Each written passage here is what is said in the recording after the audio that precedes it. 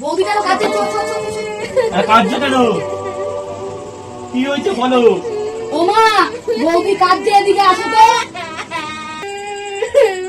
কি হয়েছে বৌমা? কাঁদছো কেন?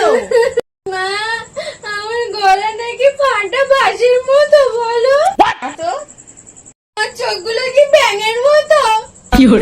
কই না, আমার নাকটা কি শুয়োরের মতো? না না, একদমই না। তো আমার চামড়াটা কি গন্ডারের মতো? বলো আসো, কে বলেছে এগুলি?